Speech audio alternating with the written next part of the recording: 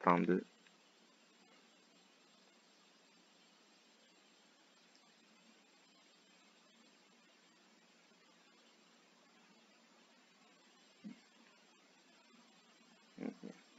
Ici.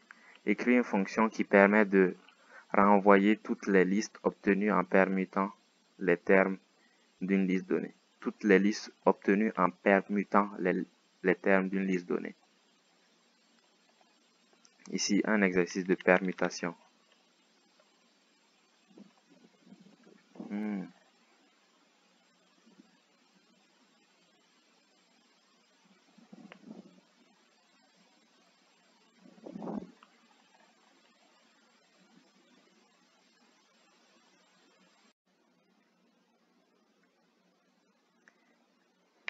L'exercice 32.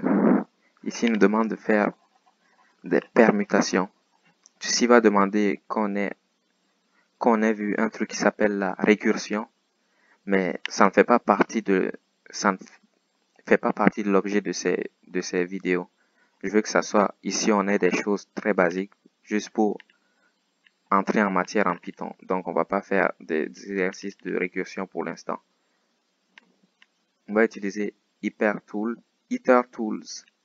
C'est un module IterTools et on a les permutations dans IterTools. On pourra les utiliser ici pour résoudre notre problème. On dit def, on va l'appeler def perm et on va lui donner une liste. On va donner une liste à notre fonction perm et ici on lui dit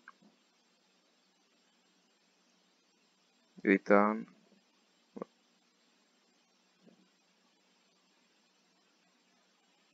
permutation liste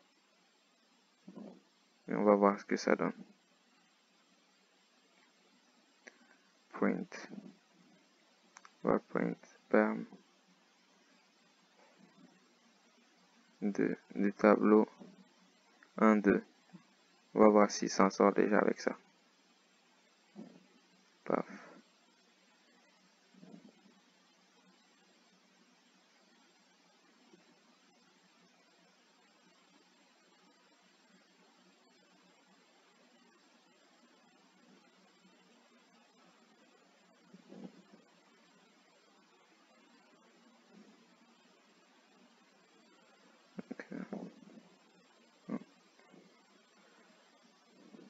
On va faire liste.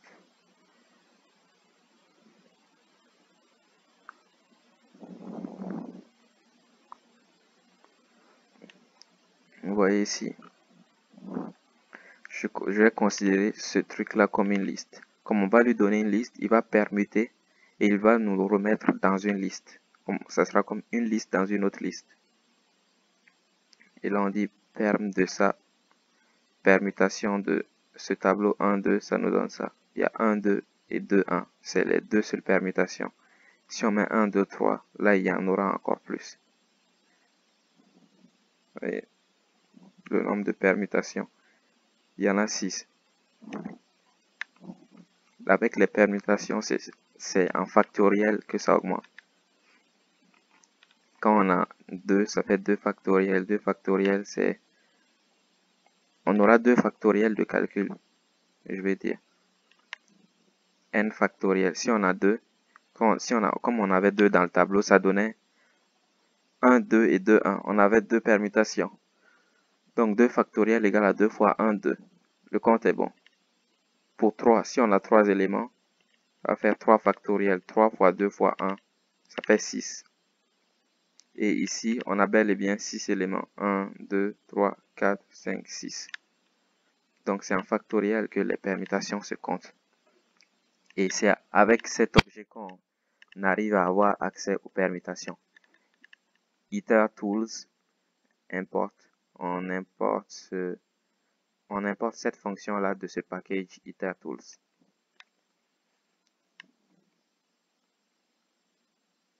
L'exercice 32 est terminé. On passe au